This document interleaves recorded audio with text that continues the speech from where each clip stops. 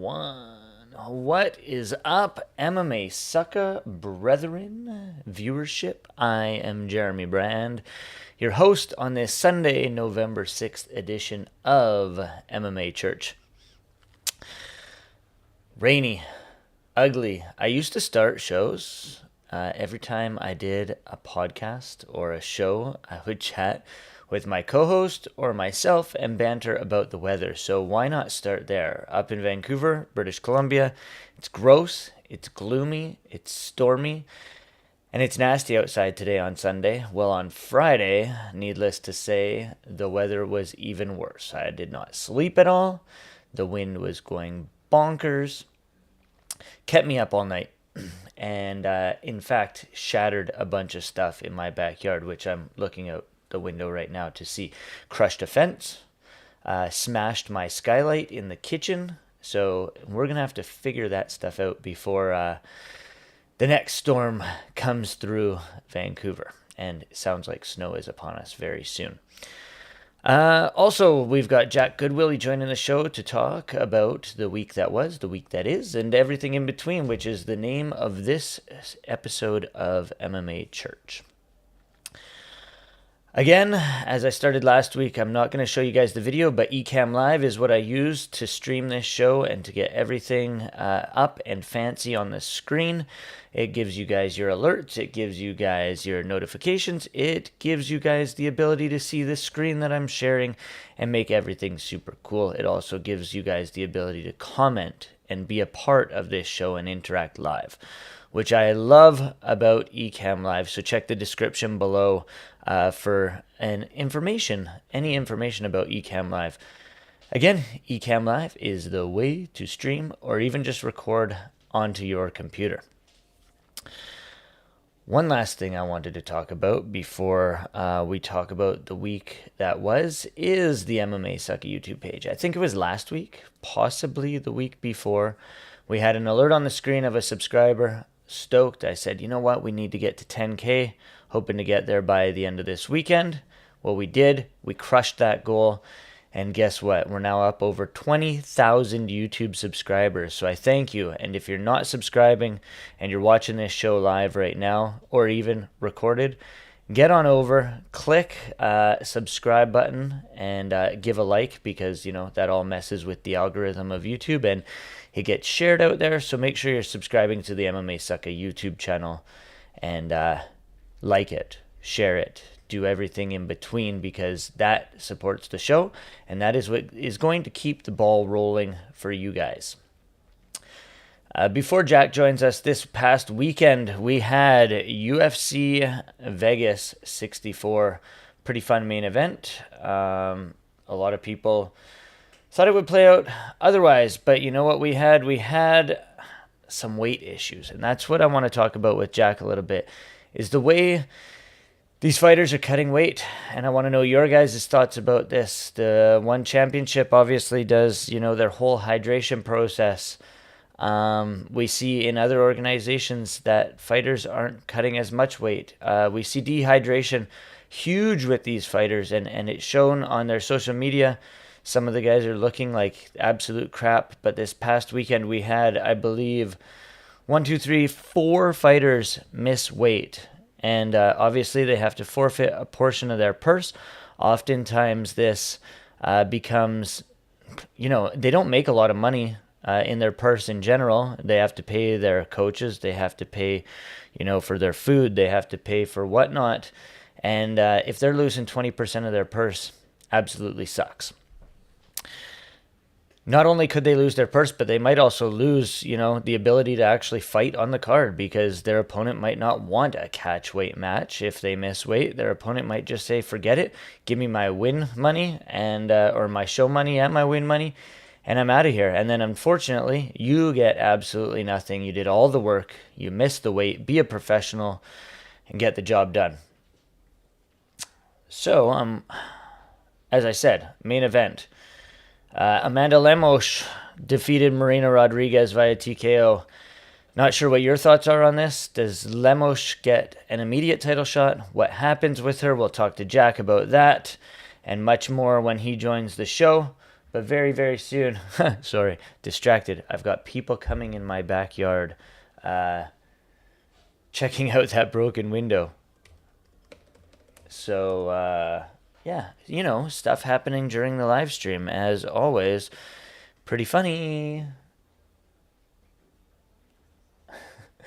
My lights came down in the backyard too, and there's a wire that connects the lights, and a bench got broken, and these guys are carrying a ladder through my backyard and tripping over the wire. So, sort of funny, but yeah, sorry, distracted. The joys of live streams, guys. But yeah, lots going on this past week over at MMASucka. If you check out the page, you'll see that we had results from bare knuckle fighting. We had obviously announcements for one championship. We had the UFC results. We had our UFC fight picks. We had Polaris 22 results, which was an interesting card. It had Carlos Condit in the main event against Ashley Williams. Condit did not get the job done, but then we had a tournament as well. Super fun, super exciting. Make sure you check that out. Here we got Jack Goodwillie joining the show. Let me bring him on in here. On the right-hand side of the screen, Jack, brother, thanks for joining me in the car today. You got the Mo rockin'. I shaved, so fresh and so clean. In the show notes will be my Movember link, but today the rest of it will come off, and this fresh, dirty stash will be out. Oh my gosh, you look like a new man. I know. I shaved it on Monday after Halloween because I got to go straight for November 1st. And as I said, I work in an elementary school full time, and I walk in and I have a fresh face, and they're like, "Holy crap, you look 10 years younger, man." Fair enough. I see. This is all I can do. What you're seeing right now, I can't connect anything. It sucks. I wish I had your situation. Fair enough. Now, before we get cracking on the card and the week that was, I wanted to talk about the big issue over the past weekend, and that was weight cutting from the looks of it. We had 4 fighters miss weight.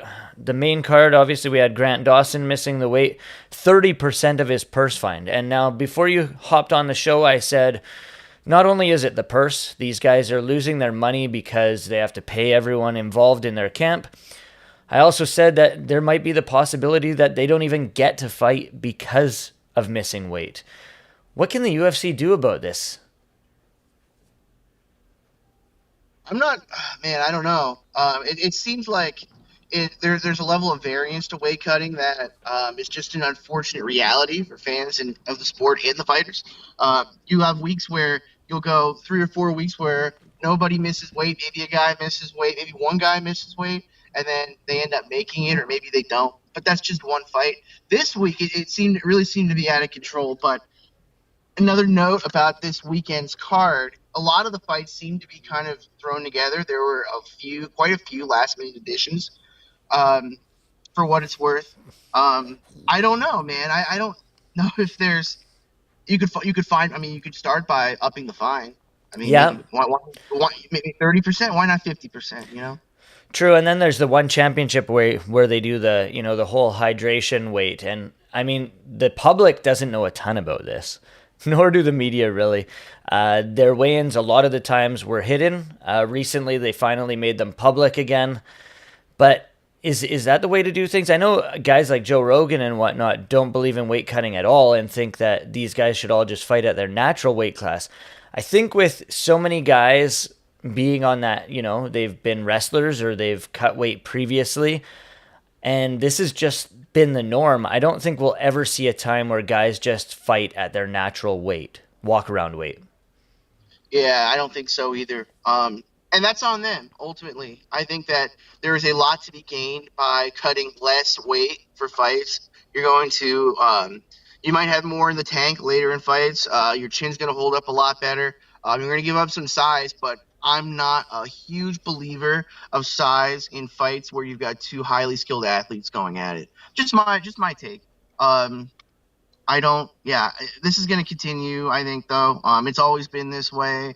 You have it in boxing as well, although they don't cut as much weight as the MMA fighters do, because, like you said, it's the wrestling background that really, stirs that dream. So even jiu-jitsu, I mean, these guys, are cutting weight as well. So you got both sides. As you said, boxing, it doesn't happen a ton.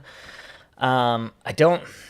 Again, it's interesting to see. You always want to be the heaviest at your weight class as well. Like you don't want to come in too light, so you cut too much weight and you're almost out of luck.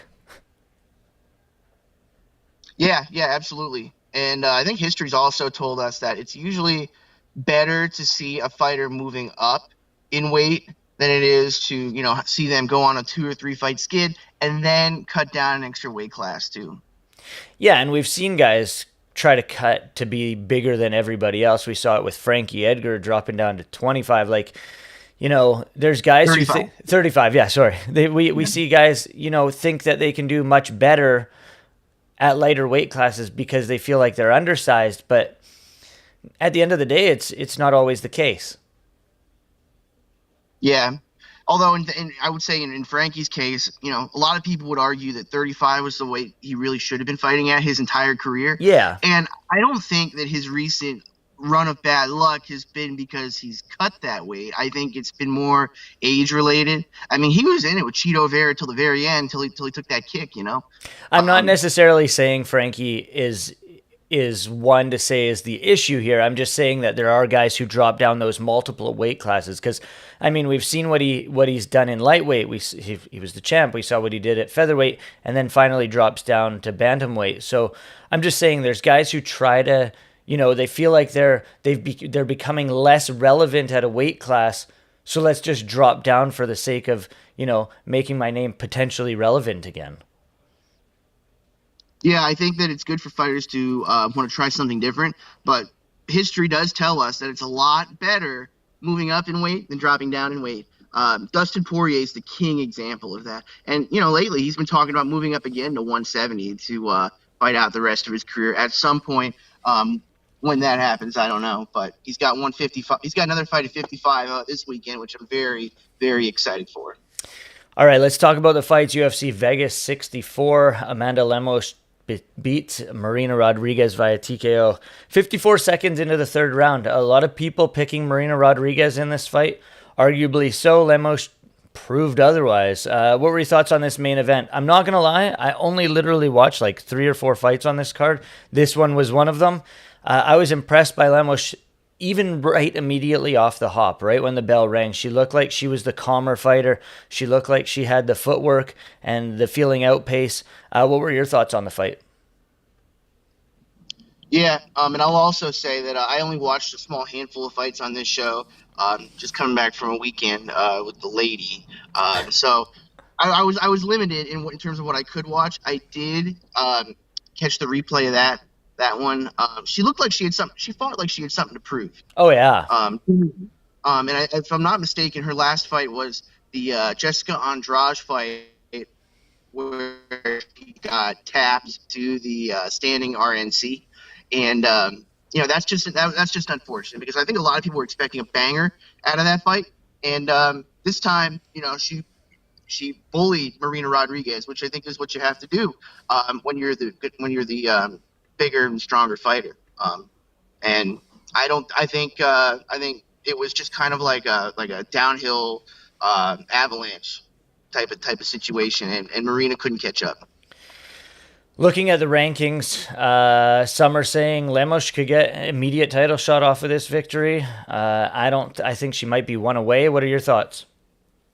It's intriguing because she's got the power X Yeah. factor that not a lot of female fighters have in any weight class. But when you see that, it's going to make for something interesting, an interesting puzzle for Valentina to have to deal with. So from that perspective, I don't hate it, but I think she's going to have to win one more, personally. Definitely. Co-main event.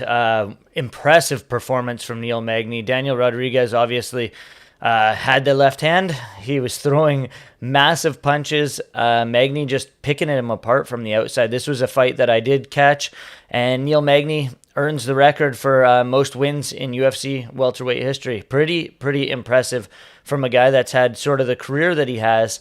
Magny up there in age. Did you have a chance to watch this fight, earning the submission by Darce in the third round as well? Pretty impressive performance. Yep, I did catch this one as well. look, Neil left, Daniel receded like his hairline. And I don't think I expected the finish. I mean, really, though, Neil looked fantastic. He's got to fix that hairline. I think it I'll was. tell you I what. think I was with my stepson in the living room watching this fight, and his comment was, "Oh man, Neil Magny's hairline's winning this round 10-8." Yeah, man. It's interesting because yeah, Neil looked fantastic. Daniel Rodriguez, it feels like he's hit a bit of a wall. I fall into the camp of those who think that Li Jingliang won their fight, Yep. and he ever since he fought Kevin Lee, I thought he looked great against Kevin Lee, but I haven't really seen much, since then out of him, and it's kind of weird and kind of disappointing because I think, he's still got a lot of years left in the sport, but maybe for him at this point, it's a time to switch camps and try something different. I don't know about switching weight classes in his case, but something's No. got to change. But good for Neil, huge win for him, and people got to recognize like just how important he is in the grand welterweight picture for as good as he's been for such a long time. Definitely. I mean, he's a guy who came from the Ultimate Fighter way back when it was Shane Carwin and Roy Nelson as the coaches, which is insane that he's been around for that long. He's had ups and downs, obviously. He's not the youngest of bucks, like I said. He's 35 years old, which seems like he'd be older with the amount of time he's been in the UFC. Picked up this win. I know he said in his post-fight press conference speech or the scrum that he had, he knows he's not GSP. But obviously this is impressive mark for Neil Magny. Love to see it. What do you think it does for him, though? I mean, he came off that loss to Shavkat Rakhmonov. Obviously, that's a guy who arguably anybody in the top 10 could lose to. And then he's fighting Daniel Rodriguez. He picks up a big victory here. He earned performance of the night for it, but where does it really put him? Do you still feel that he is this sort of gatekeeper realm in that welterweight division? I do. I think he's a gatekeeper to any seemingly elite prospect. I still think that he can beat a lot of guys fringe top 10 anyway. I see him as probably the 8th or ninth best welterweight in the world, just off the top of my head. Which is still pretty impressive. Yeah, absolutely. And to have had that, like I said, the sustained success for as long as he has in a sport where everything can just go away like that, super impressive. That's his legacy, really, the longevity. So he's just got to keep fighting fights, beating guys, and if he's a gatekeeper, he's a gatekeeper. People are going to remember him fondly for the style and the longevity. Definitely. Also on this card, anything else that impressed you by it? Obviously, that Tagir Ulanbekov fight, round 1, 2 minutes, 11 seconds in, he got a nasty, nasty guillotine choke. Really one of the only other performances that I was very impressed with, and also impressed with her interesting post-fight tweet out there to... who was it? Polyana Viana defeating Jin Yu Frey. Colby Covington saying that she was going to he asked her to finger his butt. I don't know if you saw that, but she said no. No. Very interesting post-fight tweet, but that was an impressive performance. 47 seconds, she knocked her out cold. If you see the highlights of that one, I think it's one to check out. I did see that highlight. Super impressive. Really a great week for women's MMA unders. When it's usually not, by the way.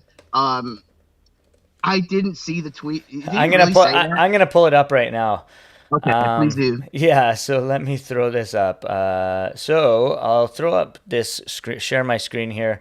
It's bjpen.com that I got on the screen right about now. Let me get you in here, sir. And I'll pull up the screen.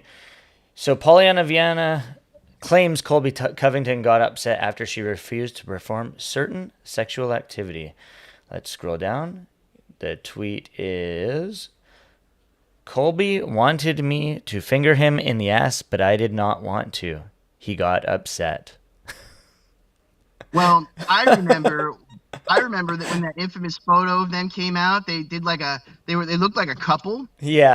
but then she came out and said, "Ah, no, we're just friends." So are they friends, or are they more than friends, or are they kind of friends? I'd like to know.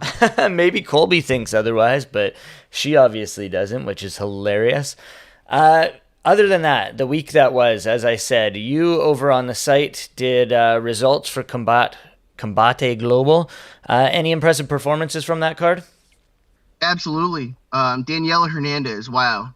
I know that atom weight doesn't really get as much love as some of the other weight classes in women's MMA, and I hope that there will come a day where that is in the UFC, because I certainly think there's a better argument to be made for that weight class than women's featherweight, which they're not doing anything with. Although they could be doing more with that too. But atom weight, yeah, Hernandez looked great. She fought another undefeated fighter in Andrea Meneses, I believe it was, and just dominated the wrestling. Hernandez is a fighter that, she's kind of a dynamic attacker. She can certainly stand and trade if she has to, but, she's an all-world wrestler for the weight class, and you don't see that a lot coming out of Mexico. So I think she's got she's got a star quality to her, and she's going to be one to watch going forward. I also happened to cover the Cage Warriors event this weekend. Paul Hughes. Holy shit. What a performance he had against Jordan Vucinovic.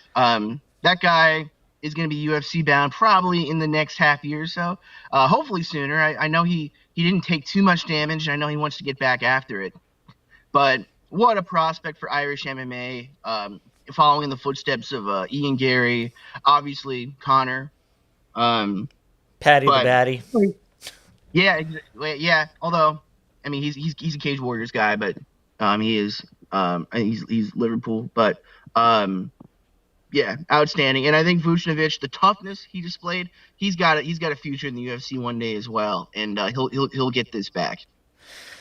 Interesting. That sort of brings me to what Fraser and Tim spoke about on the MMASucka podcast this past week. Now, they spoke about whether Bellator was the number 2 promotion in the world. We see that we're covering everybody. Now, I don't want to talk about this too long, but what you just said there, talking about this guy potentially being in the UFC very, very soon, coming over from overseas. You talking about this girl with Combate Global coming from somewhere else, not Bellator. It seems like that might very well be the case. I do suggest that everybody that's watching this check out the MMASucka podcast and listen to the giant rant that was on there. But who do you think is the number 2 promotion? Well, are we talking globally? Globally, for sure. If it's globally, I think ONE FC has a very strong case for that. I do. Just in terms of what they're able to do different from the UFC, but also the way they're able to engage an Asian market that companies like Bellator and PFL can't really touch, because it's a very hard market to break into. But it's huge. So on a global scale, I think ONE is probably, and they pay like the number 2. Yeah. From everything I've heard. I'd say ONE. And there's a reason. There's a reason why Arjun Bular left the UFC on a winning streak to move over to ONE. He decided not to re-sign his contract, and he went overseas, and he earned a big contract and their heavyweight championship. I mean, he hasn't fought because of injuries and whatnot, but there's obviously a reason why these guys that are doing it for business reasons rather than the notoriety of being in the UFC. That's what people have to look out for sure. Yeah, they're both viable alternatives, ONE and Bellator. But if we're to rank them on a global scale, ONE. If we're just strictly talking North America, much stronger case to be made for Bellator. And that is the market that you and I, we live in. Yeah. So, but globally, I'd have to say ONE. I think there's a great argument to be made there. For sure. Also this past week, I'm going to share my screen here. My good friend from up here in British Columbia, Jamey-Lyn Horth, will defend her flyweight championship in LFA against Sabina Mazo. This is a very tough fight. Sabina fought 4 times, I believe, in the UFC, maybe even more than that. She'll come in here, arguably the toughest test for Jamie, who's undefeated in her professional career. It's going to be a hell of a fight. I'm very, very excited for it. I just wanted to shout that out. Have you had a chance to watch any of Jamie's fights, Jack? I haven't. What's kind of the deal with her? What's her style? She's a well-rounded fighter. She fought locally for Battlefield Fight League. She was their champion.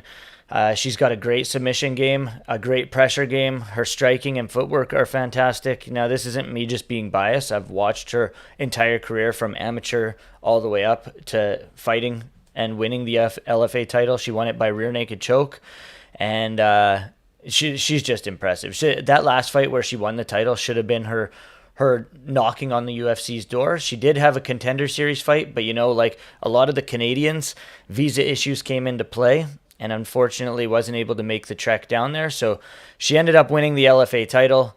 I can say if she wins this fight against Sabina Mazo, she's guaranteed inside the octagon. Interesting. Well, based on everything you said, I think she's going to match up pretty good. Sabina's got a lot going for her as well. When she debuted in the UFC, she was a very bright prospect for the flyweight division. Excuse me. Very long. She's got power. I love the knees that she could throw in the clinch, but the wrestling is a serious weakness of hers. This is someone that got out-grappled by Alexis Davis at the stage in her career that she was, and that's just not a good look. And that was only a year ago or so. So I'll be curious to see how that one plays out.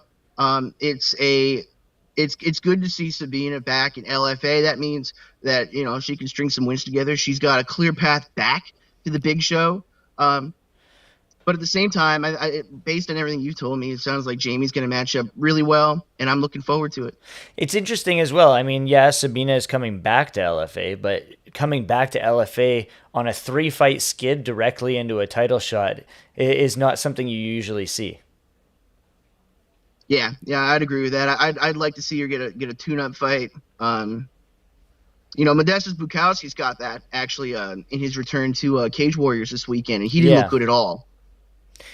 No, not at all. Let's move forward. UFC 281. It's very interesting, this card as well, I think, because it's not getting a ton of talk. It's a card that is stacked literally from top to bottom. It's got, obviously, Israel Adesanya versus Alex Pereira, which should be talked about way more. They should have been promoting this for like the last month and a half, if not longer, because of the not even bad blood between the two, but the fact that Pereira holds victory over the guy. And then the co-main event, Carla Esparza against Jamey-Lyn, which fantastic matchup as well. Like every single fight on this card, all the way down to the bottom, we got Dominic Reyes on the preliminary card, and Renato Moicano against Brad Riddell, all the way down to the bottom. It's just stacked. Carlos Ulberg, who very bright prospect, who's expected to do big things inside the octagon as well if he doesn't gas in the first minute of the fight. Are you surprised that this fight isn't getting the press that it deserves even prior to this fight week? Yeah, I'm very surprised. This is, number one of the coolest stories the UFC has had for a title fight in quite some time. I think they just think that people know that and are going to tune in, but I'd like to see the engine get behind it a bit more, especially with all they're paying Adesanya for these main events, right? Yeah. So that is surprising. But I also think, like you said, I was looking at this card before I came on the show, and I was just like, Jesus Christ, man. Like, this is some of the best work Sean Shelby and McMahon have done all year on a single card. Every fight is a compelling matchup in some way or another. We could literally go through every single fight and spend probably 10 minutes on each one. All the different integers that go into it and all the different ways it can go. I'm very much looking forward to it. I've got a wedding that day, but luckily I'll be on the East Coast, so it's going to air a bit later for me, and I'm hoping to catch as much as I can. It's so much fun.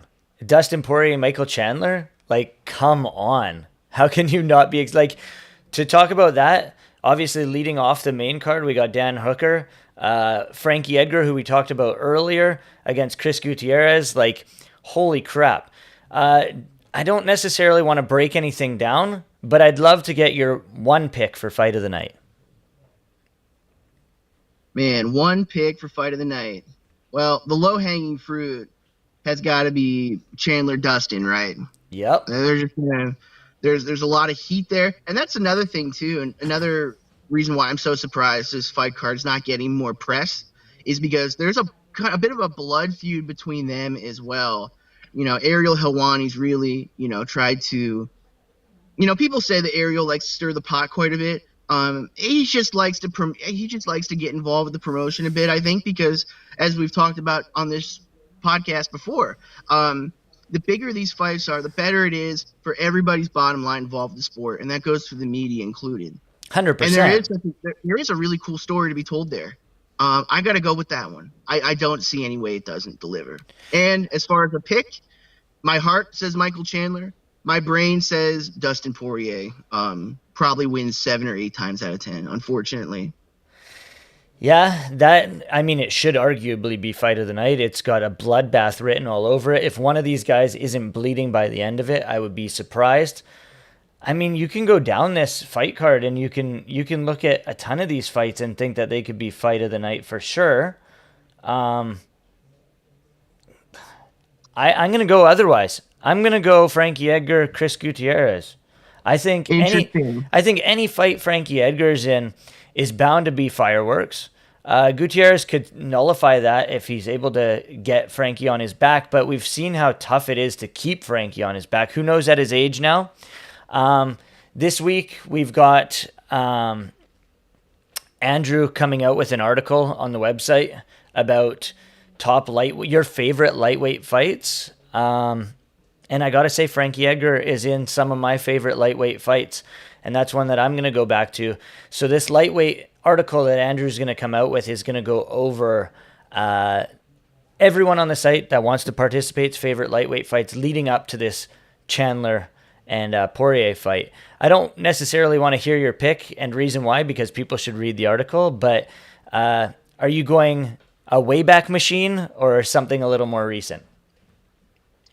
I'm going to be taking a deep dive into this. We just heard that he was going to do this article this morning, and I'm not really sure of my pick yet. I know what your pick is, and I love that pick, and that would probably be my pick as well. But I'm going to highlight something a little bit different. Probably that. And I'm more of an old school fan. I've been watching this since my early days of high school. So that goes back to like 2009, 2010. Yeah. I'm gonna go as deep as I can. You know what? If it's lightweight fights, I've got a great pick, and I think you're gonna love it. Let me question this quickly. Is it UFC? Okay. It is UFC. Okay. It is not a title fight. Yeah. But it is between two guys that are known that have a penchant for picking up bonuses. They fought more than once, and I don't think either of them have challenged for a title either. Interesting. Fun. I'm excited to see it. I don't even want to hear about it in the chat. You better not talk about it in the chat. I want to see it in the article. Also this week for this fight card, we've got Fraser breaking down. He does some amazing video breakdowns on the site. He's going to do the main event. He's also got a piece that he wrote ages ago about Zhang's wrestling that he's going to release this week as well, which I think is pretty cool because you don't necessarily hear about Zhang Weili's striking, and you hear how strong she is with that. We saw a video come out this week of her single legging or high crotching Francis Ngannou, which is insane for a girl her size. So arguably her wrestling's probably pretty good. I'm excited to read this one. You got anything coming out this week? Not sure yet. I'm going to be traveling beginning on Tuesday. Going to have a long trip back east. I'll be back in Vegas, then I'll be back east again for Thanksgiving. So I'm not sure what I'm committed to as far as this week goes. I'll have something fun though. In celebration of what should be an awesome UFC card on Saturday, and just another all-around solid week in MMA. Yeah, tons of stuff we're going to be covering on the website. We talked about UFC 281. We got CFFC 114 on Thursday, Babylon MMA 32 on Friday.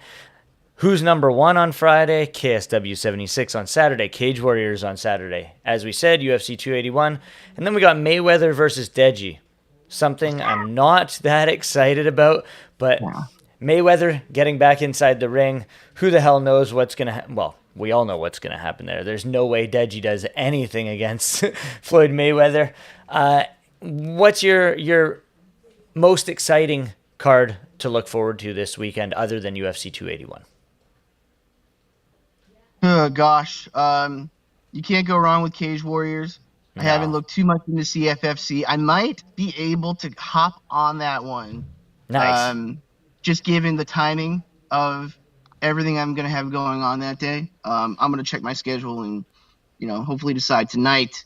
Um, but Cage Warriors, KSW, you really can't go wrong. I happen to cover a few Brave CF events over the last couple weeks, and that was my first exposure to that promotion. And I'm really amazed at like just how much these European promotions can really just do it up. Yeah. They may not be at the size of a one or a UFC, but they definitely carry themselves like it, and it's really cool to see. It's another pathway for those overseas fighters to make inroads to bigger companies like UFC, Bellator, One, PFL, and it's just further evidence of just how much the sport's grown over the years. For sure, we had a few local guys from here in British Columbia fight for Brave. The most notable being Gary Mangat, who fights for One Championship. He had a couple fights in Brave, and then that got him the road to One, which is pretty cool. Jeremy Kennedy was also expected to fight for Brave. I'm not sure whether that fight actually panned out or not, just because of some contractual issues, but he was signed to Brave as well. So they do have this thing where they like to sign guys, get the notoriety behind them, and then move them forward. So they have no problem with being sort of a feeder league. But again, like you say, they're not the big show like One or like these other overseas promotions. But the theatrics are amazing. They're really good at putting out giant press releases to promote their homegrown talent and whatnot. So they are doing things right. Yeah, they are. They've also got, of course, Brad Katona, who Yeah. is their bantamweight champion right now. He's been on an incredible run since leaving the UFC, and I would say that he's got an easy path back there. But I'm not sure the logistics of how those contracts work, because I know those promotions have a lot of money behind them in many cases. Um, so I don't know if that means he's got an easy road back to the UFC if he wants to take that. But either way, he could be lining up for a big fight for his title in the next year. Jose Shorty Torres moved up to 135 pounds at the last event they had in Bahrain last weekend, and he looked incredible too. So if we got that fight in Brave, gosh, that'd be a lot of fun. Definitely would. And Brad Katona, obviously, he was on The Ultimate Fighter, fought in the UFC. Canadian boy. He's got a name behind him as well. Not necessarily the most marketable guy, but he puts on fun, exciting fights. Him against Shorty Torres could be, fireworks inside the cage. My fight card that I'm looking forward to most, obviously, as a grappler, I'm going to be saying who's number one. Should be exciting. If you have Flow Grappling, check that one out. Before we let you go, Jack, you are on the road. I want to talk best bets. You have any wagers this past weekend? Anything coming up this weekend? What'd you hit this past weekend, if anything? And what's your number one pick for this upcoming week? I hit nothing from this past weekend because I didn't make any bets, because it just seemed like such a sketchy card. And what a card to not have a bet on when you've got all the women's fights finishing the way that they did. The weight misses. It was just total chaos. But I don't expect that to be the case this weekend. I think you'd be that Weili, the Zhang Weili Carla Esparza line is unbettable. You've got a challenger, that's that big of a favorite. I know how bad of a fight that Rose fight was for Carla, and I'm certain that part of the reason the line is the way that it is because of how that fight went. But I think you'd be a fool not to cover your ass a bit and play a little bit on as far as a decision. Other than that, Dustin, I do think he takes care of Chandler, so that's still a very bettable line. Um, as far as the main event goes, um, you can't, man, tough to get a read on. I agree. I got a weird feeling Adesanya is going to wrestle a little bit and eke out a decision in a fight that we look back on as being disappointing. But as a fan, selfishly, I would like to see Pereira style on him a bit and then hopefully get an immediate rematch that could do a big number. Yeah, the main event is an interesting one. I said I didn't want to get into it a heck of a lot, but it's got to come down to wrestling. We've seen striking in the past. Obviously, Alex Pereira has got stones for hands and can drop anybody. Does Izzy really want to do that against a guy who has knocked him out in the past? Yeah, probably not. Probably not. Exactly. Well, we talked the week that was UFC highlights, weight cutting, Neil Magny setting the record. I'd love to hear your guys' comments on weight cutting. If you're watching this, the replay of the live stream, talk about it in the comments, weight cutting and how you see, maybe a fix for it. We talked upcoming fight card, UFC 281. We talked your best bets. Jack, any closing comments from you, my friend? I don't think so. I just encourage everybody that's going to be tuning into the UFC this weekend to tune in early, watch all the fights. I don't think you're going to be disappointed by that decision. Definitely not. We said the fight card was stacked from top to bottom. I am Jeremy Brand. He is Jack Goodwillie. This is MMA Church. Peace.